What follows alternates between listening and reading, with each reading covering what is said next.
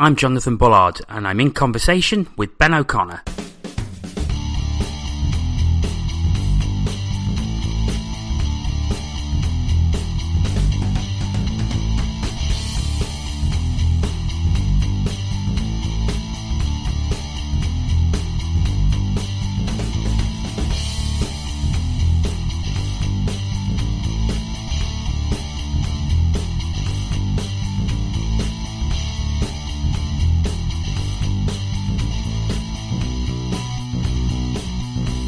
Ben, welcome to In Conversation With. Thank you very much, John. I appreciate you having me. It's great to have you on, and timely as well, and we will come on to this later on, but we have had this arranged for a while, but as we record this, it's a couple of days after your release from the Sheffield Steelers. Yeah, obviously, with you being a client of mine, we talked about this about a month and a half ago now. And obviously, with the timing of everything, and I've seen a couple of tweets people have put at you. No, honestly, it is, I said I'd do this with you a couple of months back, and it just so happens to be that the timing of this is pretty relevant. Obviously, I'm going to start with what has just happened. So, you've been released by the Sheffield Steelers. They put out a press statement. You countered that press statement. And I know you're very conscious that you don't want to get into a war of words or anything like that, and I totally respect that. The Sheffield Steelers said that you couldn't reach terms on agreement. You said that there was an agreement. Just give your side of the story, and then we're going to leave it at that. Yeah, again, I don't want to, like you said, I don't want to get into a slagging match. I've loved my time in Sheffield. It's my boyhood team, a team my dad played for, a team I've always dreamed to play for. And, it's fulfilled all those expectations. I've won here. I've won all of the trophies that we could win, and the only one that we didn't win was the Challenge Cup. And to go out on the last game like that was pretty cool, and it was special. But I just want people to know the truth, because obviously, for me to come out and say what I have, it doesn't look good on me, so why would I lie, kind of thing. And basically, it's true. They gave me a deadline, which was on a Friday in March. I came back on the Monday after taking that pay cut and said I'd accept it. Mr. Fox said it was too late, which I said it was understandable. He said he'd get back to me, and he never did. I was still waiting when he thought things were over. So, yeah, basically I accepted the pay cut, and he said the 2 days after the deadline was too late, which I understand that. But when you're taking a big pay cut, it's you've got to discuss it with family and make sure things are viable, because loyalty doesn't pay the bills. And I didn't want to go anywhere else. That's why I accepted the pay cut. And in my eyes, 2 days later than anticipated in March, if he wanted me to play for Sheffield, then I believe that he could have had me there. But again, I don't want to get into a slagging match. Aaron's got a view of where he wants to take the team, and good luck to him. He's a young coach. He's got to be bold. He's got to make bold decisions. He's been coaching for 2 years. He's come into Sheffield being successful, and he's paid to make those decisions. And I wish Sheffield and best of luck. And I thank everyone for my time. But for myself personally, I just wanted everyone to know that some of the rumours that have been going around that I was demanding so-and-so, which is definitely not true. And from their point of view, they said about negotiations. Well, negotiations go both ways, and that's not how it went. But again, I just want to thank everyone in Sheffield, down to security guards, down to fans, down to volunteers, down to supporters club, that have made my time in Sheffield and my family's time so enjoyable. Being a lot of people that I remember from being a kid, being fantastic. But now it's time to move on. We all knew this day was going to come sooner rather than later, anticipated. But I've played for other teams before and come into the arena and scored goals, or at Sheffield and won games. So I'm looking forward to a clean slate, a new team, and someone that wants me. Because at the end of the day, that's what every player wants. You want to be somewhere that you wanted. Is it a bit of a wrench, though, leaving, like you say, your boyhood club, the club you supported as a boy? It must be a bit gut-wrenching at the time, but obviously you appreciate that the coach wants to take it in a different direction, and he must be respected for that. Yeah, of course. I it's clear that Sheffield is a team that's always going to be special to me. But when I played for Basingstoke or Coventry or Edinburgh, it didn't stop me coming in and wanting to win. I'm a professional sportsman that wants to win. So, whichever team that may be, I want to do my best and win games. And especially when my father works for the team, I get bragging rights when you come in and win. Or I've been with Sheffield for 6 years. We've been successful. We've won a lot of trophies, and Aaron's got a direction that he wants to take the team, and he's got to live by that. And if it's successful, he looks great. If he's not, then so be it. But for myself, I can't be somewhere that I'm not wanted. So I'm excited to go somewhere else. Like I said, clean slate and help another team and be successful with another team, because that's at the end of the day what every hockey player wants. I want to win. I want to win trophies, and I'll do whatever it takes to do that. We'll talk about the future later in the interview, but looking at your time in Sheffield, incredibly successful for you. 2 league championships, a playoff championship, and, like you said, the recent Challenge Cup victory as well. Sheffield have always been a club that's at the forefront of British hockey, winning trophies. To be part of that, a team you supported, must have been incredibly special. Yeah, it is. And first year back, we had highs and lows, and throughout my 6 years, we've had highs and lows. I'm sure that you can relate, Jono, that in Nottingham and in Cardiff now, and the big clubs in the league, that when you're losing games, it's a cauldron. Fans demand the best and demand you to win. And it's a high pressure environment to be in, and not everyone can handle that. You've seen that with coaches and players throughout the league at those high pressure clubs, that they do well at other teams, and then when they come in and you've got to win every night, and every mistake gets scrutinized, or it's difficult. And that's what I enjoy. I enjoy that pressure. I enjoy being expected to win every night. And again, it's fun. And when you're playing for those big teams and those big games, the Nottingham Sheffield games, the Nottingham Cardiffs, you're that Final Four or wherever it may be, it's fun. And that's the situation as a player, that any player, that's the situation you want to be in. What were the special moments for you in Sheffield? I mentioned the 4 trophy wins there, but what are the moments that actually stick out for you? I think the first year coming back with Jared Adams, Matthew Roy, Michael Fournier, Colton Fretter, Cohen Eddy, Baldwin, Dustin Cohn, Frank Doyle, coming back from Kazakhstan after 4 years and playing in Sheffield, and just living that dream and being on such a veteran team. It was so much fun. It was kind of like, we can look back now 6 years ago, and I know this might sound condescending, but it was kind of like old school. Like, we're an older group where we had a lot of fun. And yes, I do mean a lot of beers. But we knew when it came to the rink that we worked hard, and everyone held everyone else accountable. The top players in the team, John O'Phillips is a key example. Matthew Roy, Fretter, all these guys that love to go out and have a drink, as a team environment, and doing things together. When it came to practice, we worked hard, and we knew what we expected of one another, and it was good fun. We had that good core there for a couple of years where we knew what it took to be successful. And especially that second year when we held some of that core together, like, we weren't the best team in the league by far, but we knew how to win, like Cardiff have done for the last couple of years. Like, they knew how to win.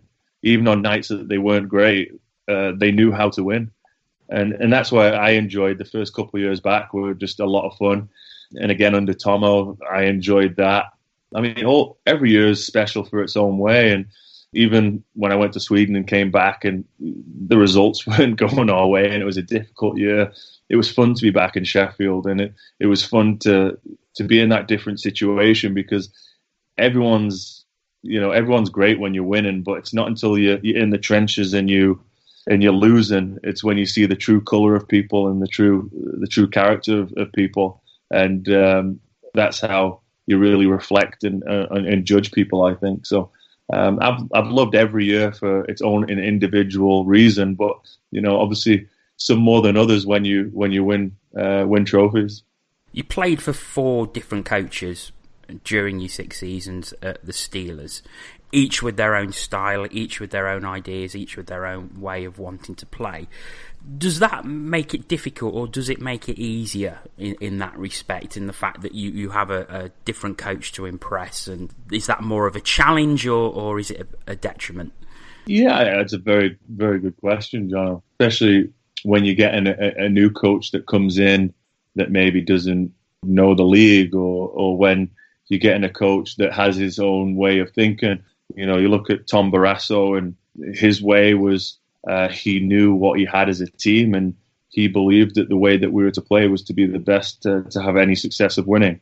And you look at other coaches like Jared Adams, or that like a little bit more crash and bang, or certain coaches have their different philosophies, and you've got to buy into that. You know, with that being said, the type of player I am, coaches kind of understand that, you know, I am offensive and I am high risk, and that's just the way I am. And, you know, as a team, you're going to have those defensive defensemen, you're going to have offensive defensemen, you're going to have stay-at-home forwards, you're going to have offensive forwards. You know, you can't just have a team of all-out goal scorers or all-out defense, because that doesn't work. So I've always got along with the coach as well. Time in Sheffield, I haven't got a bad word to say about any of them. The most cool coach would be Tom Barrasso, just because of the stories he could tell about his time in the NHL. And, you know, just to listen to him was just something special. And that's not taken away from any of the other coaches. It's just, you know, as a hockey player and the places he's played and the people he's played with and the Stanley Cups, and, you know, he's very special. So that was cool to meet someone like that, and a lot of respect and time for him. Again, 6 years, 4 coaches. It's you don't get long to change things around if things aren't going well. That elusive Challenge Cup came at the end of the 1920 season before it was abruptly cut short. That must have been special, because it's been the whole Elite League era without winning the Challenge Cup for the Steelers. So to win it must have been incredible. Yeah, definitely. I mean, we lost at home to Cardiff in the Challenge Cup final, and then I think the one year Nottingham beat Cardiff in Sheffield, which was nice to see. Was for me. But, you know, and then we lose in Cardiff in the Challenge Cup final to them before. So, yeah, it was one of those where, you know, Cardiff's a great team, and, you know, Lord has done such a great job in getting them to play the way he wants to play, and again, retaining that core for so long. And, you know, Martin and Haddad and, you know, Lewis, I think, you know, he's done a fantastic job. And, you know, when you play against those guys, you work hard, but you've got respect for them. And same with Lord, what he's done is fantastic, because realistically, when they were in the big blue tent coming out of there, Lord was just kind of taken over. And, you know, he's done a fantastic job. And again, it's now one of the top places to play in the UK. They're another fan base, another team.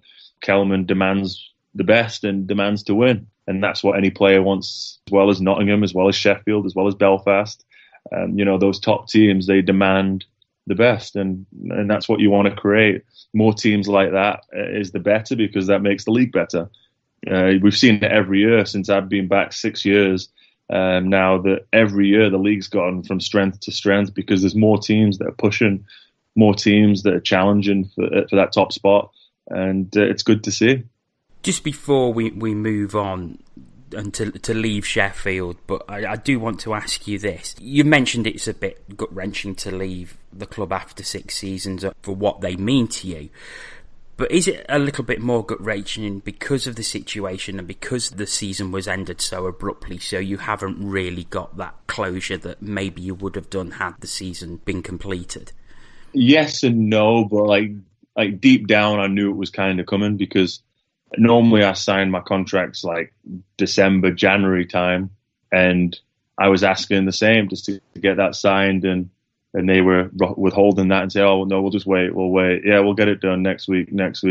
And, you know, I'm not stupid. I know it's coming. So, you know, when you're playing for your contract and you're trying to impress, you're trying to do a bit more, or, you know, it's difficult, and that's the job we're in, and it is what it is. So in the back of my mind, like, I kind of braced myself for it's coming. You get a sixth sense of these type of things, that if you want to put it that way, like, I knew that he'd signed Jones pretty late on in the season. So I knew that was already my way was kind of set in that aspect. But Yeah, I mean, it is sad because it's not just me leaving. It's, a lot of fans and friends that I see every week, and you'd like to say bye to properly. But yeah, it is sad. But I'll be back in the arena again, just not in an orange shirt, and just like Luke Ferrara has, and just like Matthew Roy did with Glasgow, come back and upset the party. And I'm sure I can see everyone again in the future. Going to move on and look at your career, and it is some career that you've had. Obviously, starting your senior career at the Hull Thunder way back in the 2002-03 season, but you've played junior hockey in Canada, you've played in France, you played in Kazakhstan, you played in Sweden, you played for 3 other elite league clubs. It's one hell of a career you've had, and you're still only 31. Yeah, I mean, just to go back to the Hull Thunder days, so that was by default because they were back in the BNL days, and that was when my dad was GM, and back then you needed so many Brits to dress.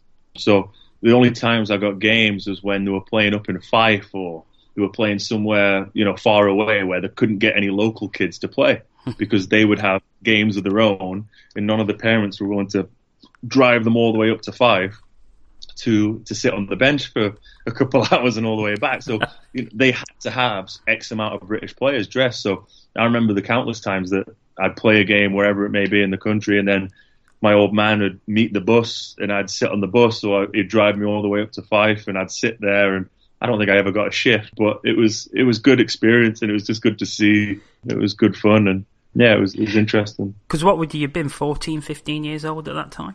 I was 14, yeah. It was before I went to Canada, yeah.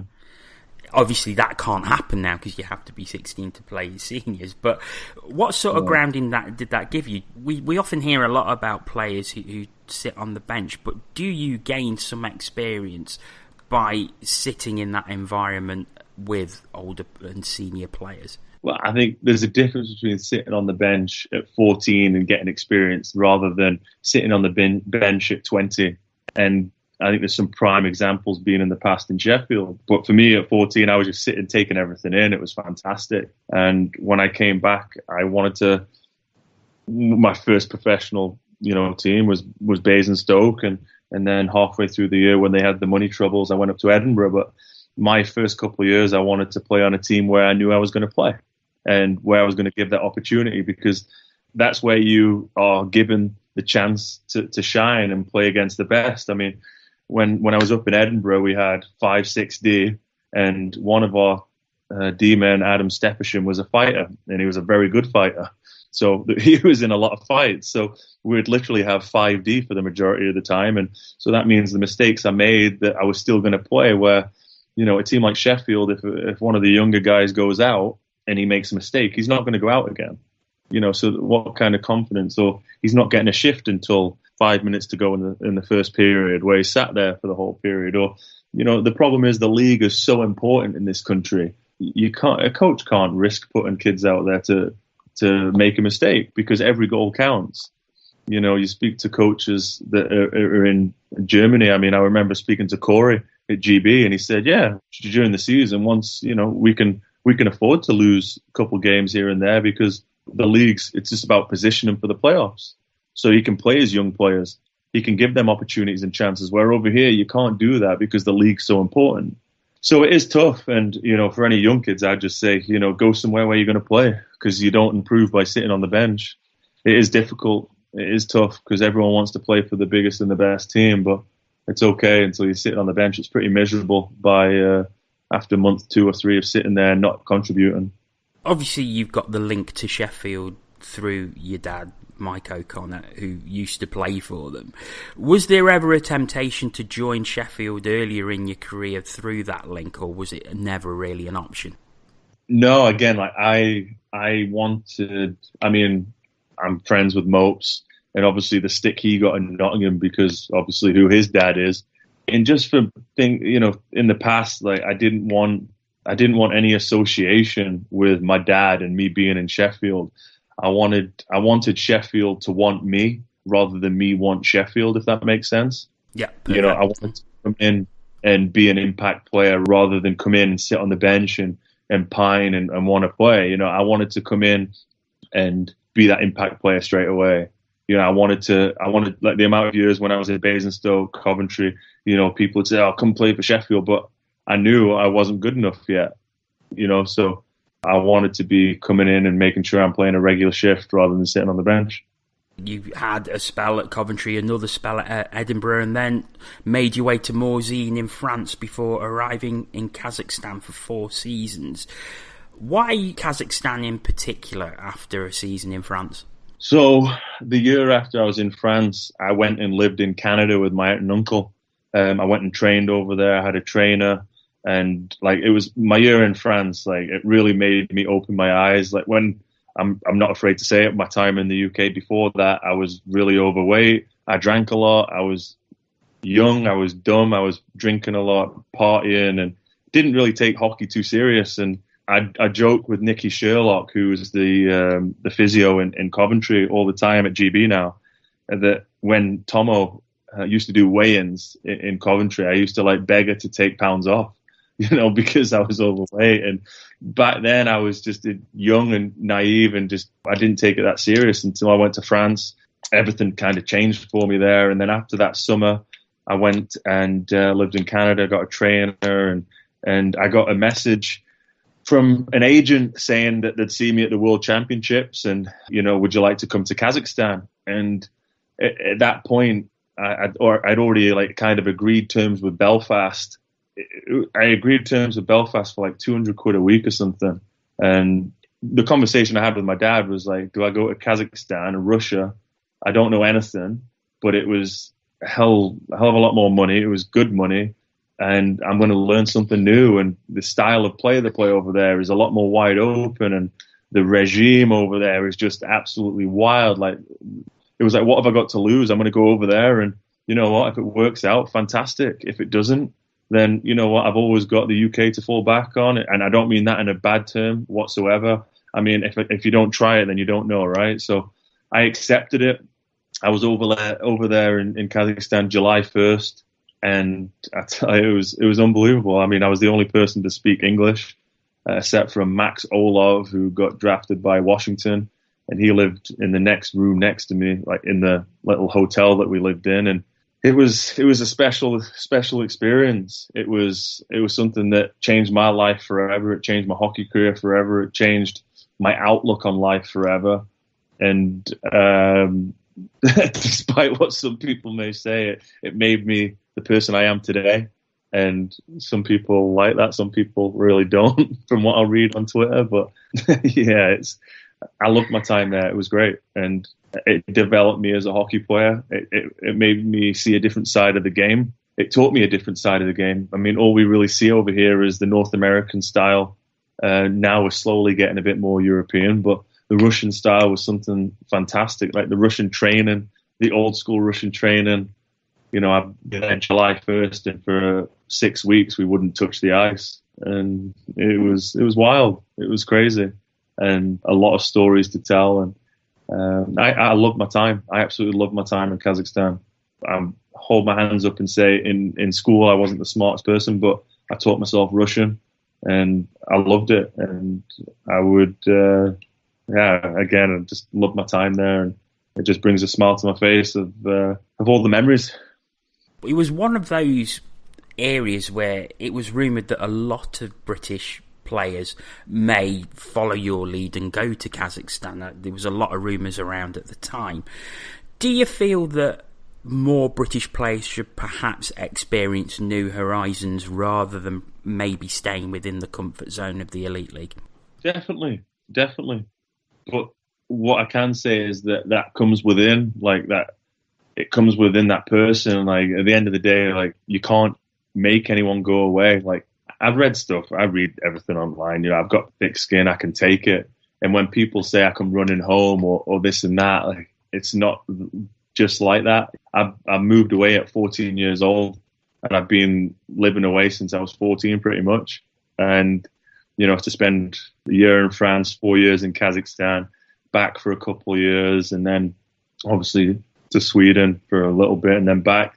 You don't get to see your friends, family, things you miss as you get older. Things change, and your circumstances change. And but for when you're young, I think it's fantastic. Why not? You go and explore the world. you develop your game.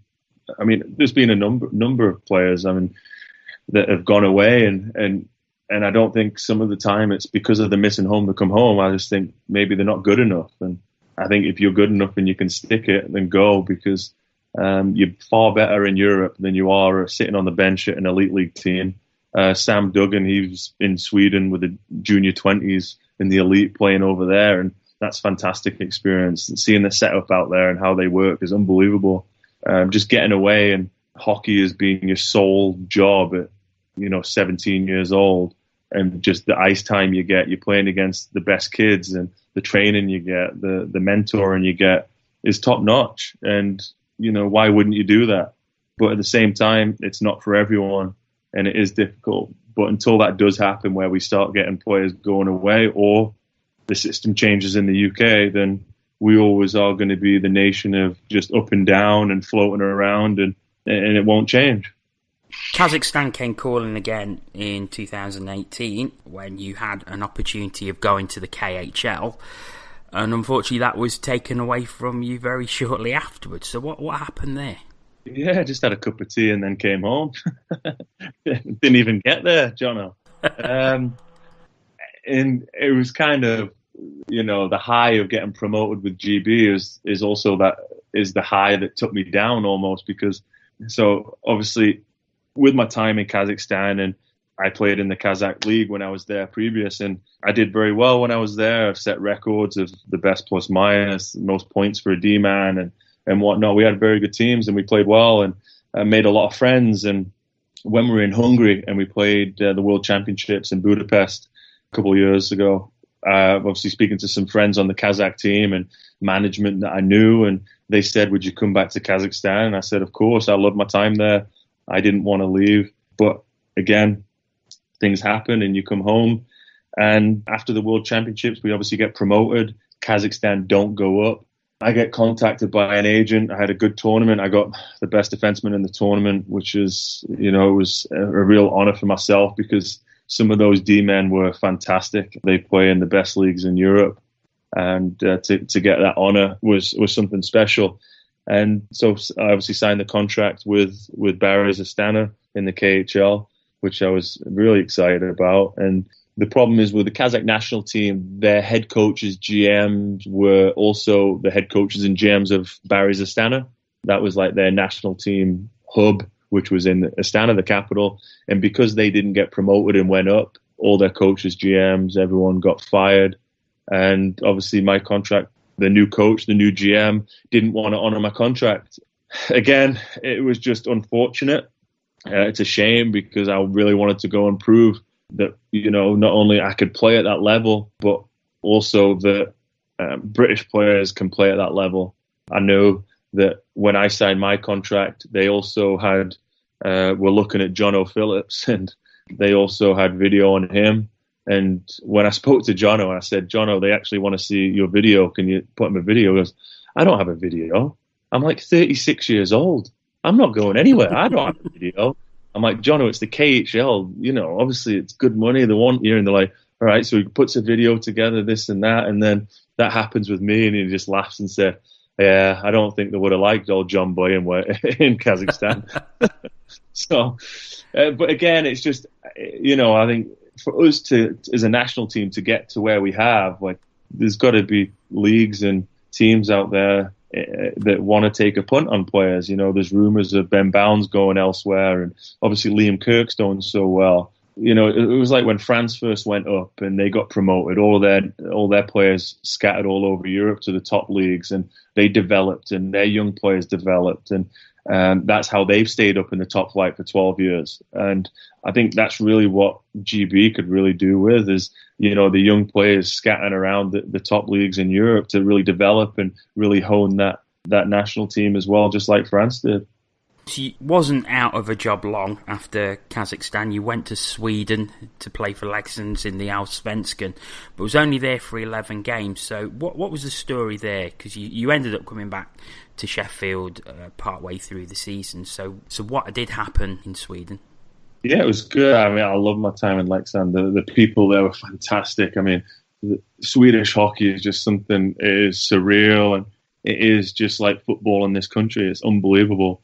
And I was there for 11 games, and I didn't, I was working hard. I was doing everything I needed to do, and just wasn't getting a fair shake. And I was speaking to the coach saying what I can do to get more, and what can I do to work harder, and what can I do to get to be playing a little bit more. And just, sitting on the bench for a lot of time was difficult. And the reason why I went there is because obviously we were going into the top flight of the World Championships. I wanted to make sure that I was ready and up to that pace, and it was difficult, and obviously the coach, the environment within the club was not great. The coach was very different, to say the least, and it's tough because literally a month after I left, the coach got fired, and if I knew that was coming, I wouldn't have left.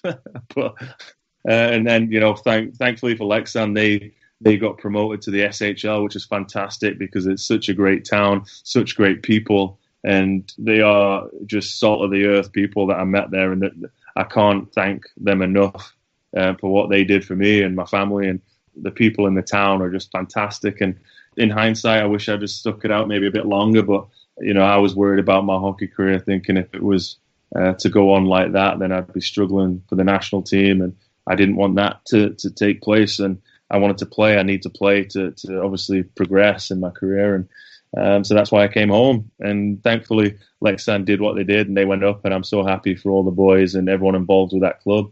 We're going to talk about GB now, but I want to first go back to Division 1B in the Netherlands. A game against South Korea, it's 2-2, and you get a penalty shot. And I didn't get the penalty shot. Russell Cowley got the penalty. He called the penalty. He actually got a partial breakaway and to hold him down. And I was on the ice, and I went over to Pete Russell with like the puppy dog eyes. I'm like, I want it. So that was, yeah. Well, you pull off the most audacious move by putting the puck between your legs and flicking it top shelf. And it went viral. It was on NHL. It went all over North America. Everyone going, wow, look at this. To do that at 2-2 in a massive game in the context of that tournament, do you have balls of titanium? I'm more, a little bit stupid more than anything. But no, it was a move that I always speak to goalies in practice and like, what's hard for you? What do you find difficult? When I was in Kazakhstan, I always mess around and doing stupid stuff, and one of the goalies said, hey, try this, because you've got to hold the puck out, and if you move it so quick, it's a lot of movement for them to chase. And it was something that I always used to do in practice, and it worked a lot of the time. And I just thought, a goalie's not going to expect it. They've got to honour the puck, and luckily it went in, or else I would have looked like an idiot. But, it went in, and everyone knows how it ends with us obviously not beating Lithuania, and we don't go up. But, for that goal, it was pretty cool. And I wasn't even on social media at the time, so I had all these people telling me how viral it went, and I wasn't even on any social media back then. So, yeah, it was pretty interesting, though, pretty cool.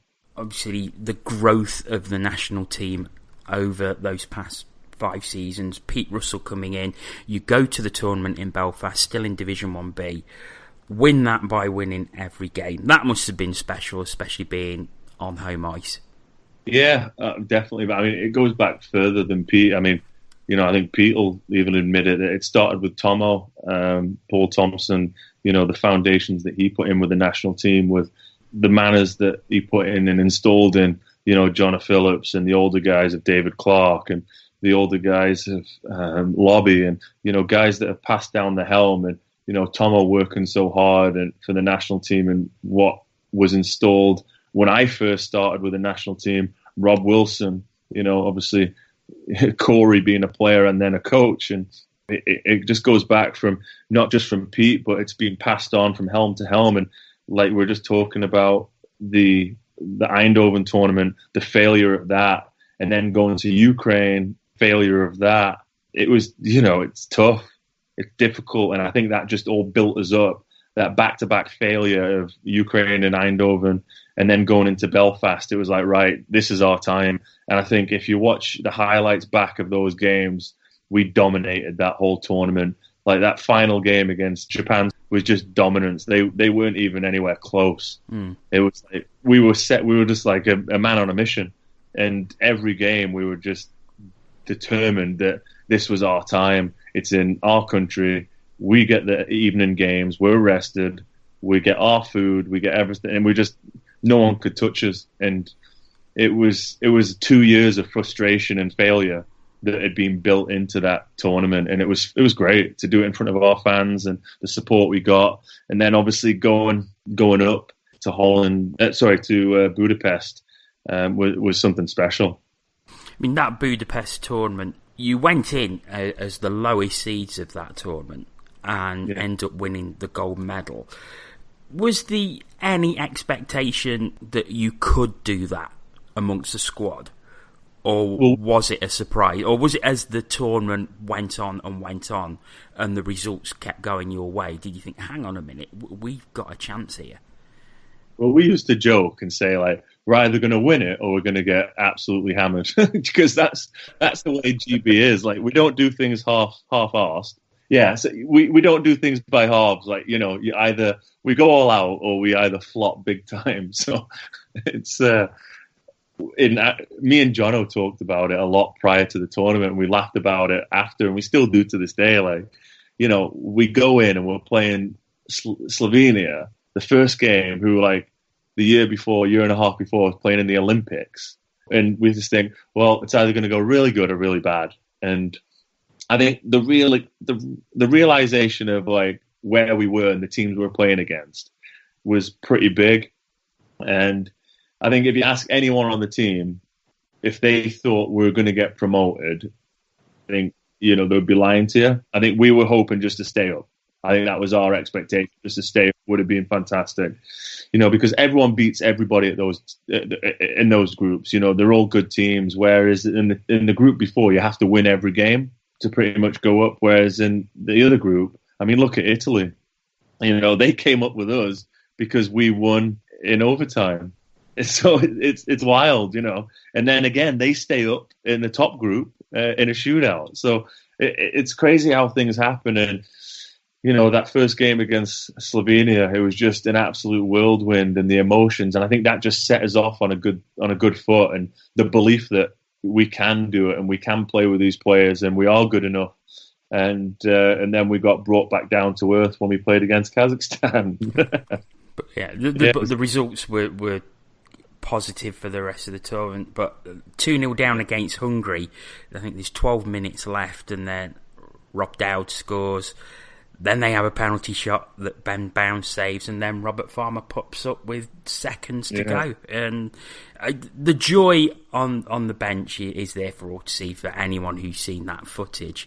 But what I found quite hilarious about that was the fact that you still had overtime to play and everyone starts celebrating. I just thought that was brilliant. But again, like I'll reiterate, like I think at 2-0 down, that belief and the failure that we had at Ukraine and we had at Eindhoven, it was that never say die attitude. Like, what, like we're not giving up. We've come too far almost. And the belief, even with 2-0 down, and I'm not going to lie, when they scored that second goal and it was 2-0 and the arena was jumping, like literally the arena was shaking because they were singing their like tune, and GB was stuck up in the rafters, our supporters club, and it was a special experience. It was really cool to see. It was, and if anyone was in the building at that time, they'll agree, like they definitely know how to celebrate. And then when we brought it back to 2-1 with Dowdy, which was unbelievable, and then of course Farms does his thing, and now he's known for the Hungary and the France goal. It was 14 point whatever it was left, and then after that they called an icing when it shouldn't have been an icing, and there was the drama within the last couple of seconds. And honestly, it was just absolutely amazing. It was that was right up there with the France game, and to beat Hungary in the last game, it was amazing. And anyone who was in that building that night will replicate that and tell you that feeling was just outstanding. And again, like you said, to have to still play overtime when you're exhausted, over the moon. You're ecstatic. You just don't know what to think. You just end like, yes, you want to win, but you don't care if you lose or not because we still got gold. We still, you know what I mean? Like,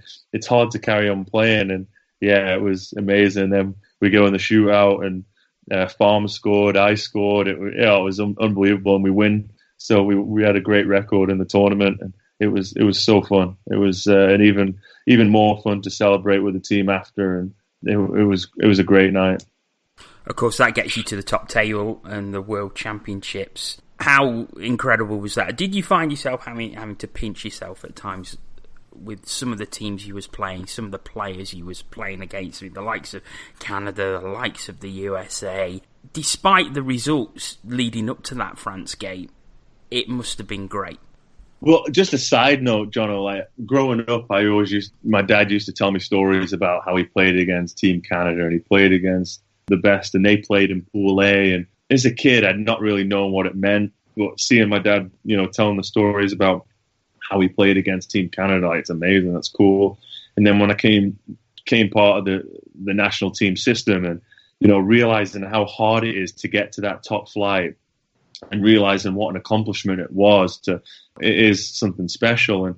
And that's, as I got older, well, Ben, you didn't play in Pool A. That was the only real thing that he had over me, I've never played in Pool A. And something he always used to jibe me about was like, oh, well, you've never played in Pool A against the big boys, and all this. So he always used to have a little dig now and again. And so to get there, and it was special, and he was proud, and I was proud to play, just like all the team was, to play against players you see on TV and your idols every day. And just to go back to what you're saying, the results didn't go our way. The first game was fantastic against Germany, and personally, on a personal level, I found it really difficult because no matter how well we play, realistically, let's be honest, it'd take a miracle for us to beat Team Canada or Team USA. And realistically, like, they weren't even out of third gear. And that, for someone very competitive, that's a hard pill to swallow. And it is tough. And for me, I went through a whole host of emotions in that tournament, and highs and lows and very lows. And, to come back in that France game the way that the team did, and it was unbelievable. And just myself to chip in and help the team as much as I could was something special. It was an amazing game, and the amount of times that I've seen those highlights of Ben Davis finishing that great feed off Jono is unbelievable. It's something that will live on for a long time, and that keeps us in the top flight. I think it's fair to say you was taking a bit of criticism in that tournament prior to that France game, and then you come into the France game and you have an incredible game, and you set up the recovery at 3-0. That must have been very pleasing after taking criticism, then to come out with a performance like that is a huge part of us staying in that World Championship group. Yeah, big time, because if anyone, you know me, John, or anyone who knows me, like, I wear my heart on my sleeve, and I'm an emotional player, and and that's just the type of person I am. And whoever I'm playing for, I want to give my all. And sometimes that people criticize that I make mistakes, or I cost and I turn over, I do this, I do that, and yeah, I'm well aware of that. But at the same time, it's not for lack of trying. And if I was a perfect D-man, I wouldn't be playing in the British Elite League. I'd be playing in the NHL. We've all got to remember our place in our life, right? So, and again, just to reiterate, like, that tournament, like I said, I found it very difficult to lose every game by so much, and wanting to win by want to win so much. And I think you try too hard sometimes. And I think that's maybe something I did, is I was trying too hard to impress when it wasn't needed. And that last game was a do or die, and I owed it to my teammates, I owed it to my coaches. I needed to step up, and I felt at 3-0 down, I wanted to be the player, and I remember Pete saying in between the periods, like, who's going to be that player who's going to step up, who's going to carry us. And I'm not saying I did that, because it was a team effort, but I remember sitting in the store thinking, I've shit the bed, excuse my language again, for 6 games. This is the time to make amends, and this is the time that I can really step up and get people going. And that pinch that I made, the guy, I saw him look over his shoulder and I knew what he was trying to do. And if that puck went by me, it would have been 4-0 maybe, and it would have been game over. But at 3-0, you've got to take those chances. And I go on to get 3 assists in the game, and we win 4-3. And that was my I'm sorry for 6 games, and I owed it back to Pete. And we had a good conversation in the huddle after the game, and they had a lot of belief, Corey, Kiefer, Pete, to pick me up and to get me ready for that game, because I was in a low point. And I'm hold my hands up and say that, because when you read what people say online, of course, whatever you say, I'm taking it 100 times worse, because I'm letting my teammates down. I'm the one in the dressing room who has to look at these people in the eye, and you're not doing your job. So it's difficult. So when you bounce back and you can do what I know I can do and get 3 assists, we win the game, we stay up. It's just like, man, I said to every single one of those players, I apologize for my performance for those 6 games, and they're all supportive, and they say, just laugh and say, don't be silly. Yeah, it was an unbelievable experience, and it's something that going forward mentally, myself personally, is definitely going to change maybe in the next World Championships, and how I approach it will be different, because it is a learning curve, and to play at that level is something that you can't ever comprehend. Let's look ahead to the future now, because as we started the conversation, you've obviously left Sheffield. You haven't got a club at the minute, despite the online rumours. Apparently, I've signed here, I've signed there, I'm definitely going here. I've got you definitely at Guildford, certainly at Fife, and certainly at Nottingham. So how are you going to split your time between 3 clubs if the season starts is, well, it'd be honestly, interesting.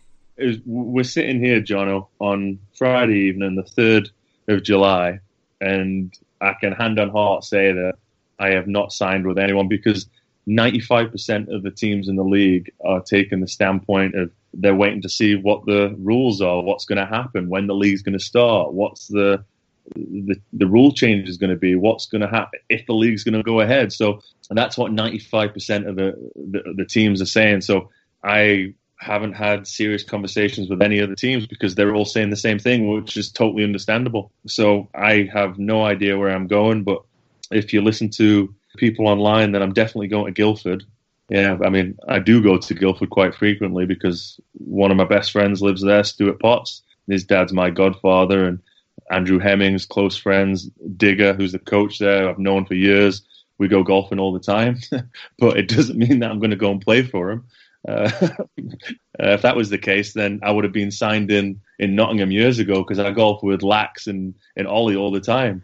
But when you play for the national team and you've got friends up and down the country and you like to golf, then you go golfing all over. So again, like, it is what it is, and I'm sure whoever teams that I've been linked with, that their coaches have got their idea of where they want to take their team, and I don't know if I fit into that, and I have to wait and to see what the rule changes are and what happens, and go from there, because hand on heart, I don't know what's going on with the league and when it's going to start, and other people don't either. So until that comes out and we get a definite answer, then I'm not going to be making a decision. How much does your family come into this consideration? Because obviously you're married, you've got a young daughter, you live near Chesterfield, so that's probably where the Nottingham rumours are coming from, because you wouldn't have to move from home. But how much is your family a consideration? Because presumably wherever you move to, Nottingham accepted, you're going to have to move house. Yeah, definitely. But at the same time, my wife is very understandable, and she's very supportive of that. My career doesn't last forever, and wherever I need to go, that she's backed me 100%. She's a key worker. She's an NHS worker, and within her role in the NHS, she is very flexible, that she could move throughout the country. And that has been a conversation that we have had. And I am 31. Hockey doesn't last forever, and she understood when we got married and we got together that this isn't something that's going to last forever, but she will support me while I'm playing, as long as we're together as a family. And I'm not going off on my own. I want to be with my family. I want to be with my wife. I want to be with my daughter. And, we want to have more children to come. So as long as we're together as a family, we'll go wherever it may be, and whatever's best for our family and whatever is the best fit for us. So if that's Nottingham, fantastic. If that's Fife, Belfast, wherever it may be, I have literally no idea, then fantastic. But like you said, Jono, just like everyone who's maybe listening, that you've got to do what's best for you and your family. And the conversations will be had not just down to myself anymore. It's what's best for my daughter. It's what's best for my wife also. Like you say, you're just 31. I suppose retirement isn't really a consideration at this stage. No, unless you think I should. What do you think? No, I'm asking you. I'm asking you the question. Personally, no, I don't think so. But I think you've got a few years left in you yet, haven't you? Yeah, I mean, I think so. I think the way I play, and I think I can still bring definitely a positive to a team. Not only on the ice, but off the ice as well. That's my belief. I believe if a coach believes in me, then I'll reward them with the coach and the team, hard work and a good attitude every day. And a happy attitude. I believe I'm a happy-go-lucky person and I want to win. And I've won a lot in the past, and I want to take that wherever I'm going, wherever it may be, to win. And, I'm very competitive, and for wherever I do go, that I hope that may continue. The reason I asked that question, and the reason why this interview has come about, is we've got to know each other over the past couple of months. You have your own business as a financial consultant, and that's how we got chatting. Is that a consideration? Because obviously you do quite well with that. You've got a few clients. You do that with a few other hockey players around the country. So how is that? Is that a consideration for you as well, that maybe you're looking to life beyond hockey and making a career in that sort of environment? I mean, regarding the hockey side, I'm training every single day. I mean, I'm doing miles and miles and countless of miles on the bike because gyms are closed. I'm in good shape. I feel great. I feel strong.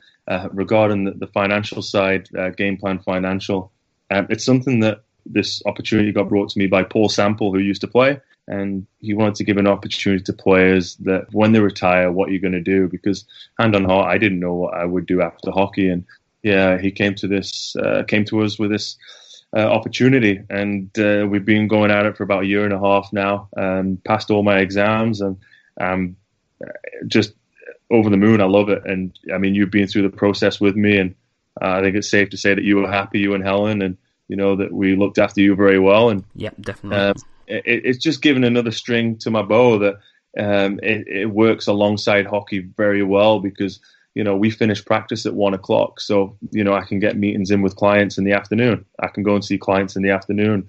It's a very low demand job. It doesn't take a lot out of your body. Going to meet people. I love speaking to people. I love helping people. I love saving people money. I love chatting to new people, chatting about new experiences and what they've been through and how I can help them. And it's great to get out there and see other people. And like you touched on, I've got quite a lot of clients that are Steelers fans that I've reached out to after the fact, and that have laughed about it and said, what you're going to forget about me now and this and that. But it's something that I do look towards after hockey, because despite what some fans may think, that we don't make football money and that we don't get this type of thing. So we've got to look after our futures and our families and our kids, and we've got to pay bills, and it's something that with our contacts and our respectability within our communities, that you're safe, that we are going to look after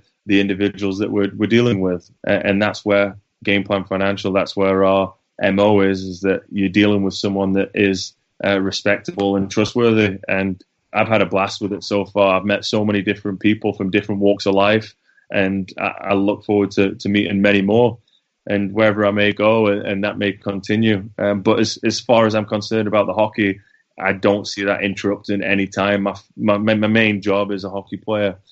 That's my main concern. I want to represent the national team. If that's something that I'm selected for, I want to play for many more years, and until that I'm not wanted anymore. No, I love my hockey. And I'm my training. I'm in good shape, and I'm ready. My financial side of things regarding the business, It's just something that I want to make sure my transition for when I finish hockey, that it's seamless, that I'm not at a loose end or I go out on a crazy tangent or something like that so other many sports people do. So I think it's just me being maybe mature and grown up to have something in the future, because you never know when an injury may strike or something may happen that doesn't allow me to play hockey anymore. And what would I do? And there's only so many GoFundMe pages that can happen to help whatever it may be, or if something was to happen like that. But you want to make sure that you've got as a father and a husband, you want to make sure that you look after your family in the right and appropriate way. Ben, I think that's a great place to leave it. It's been an absolute pleasure to talk to you. Thanks for being so open and honest, and thanks for being a guest in conversation with. No, John, no problem at all. And again, I appreciate you having me on and love what you're doing, and just keep up the good work. Cheers, mate. Thanks a lot.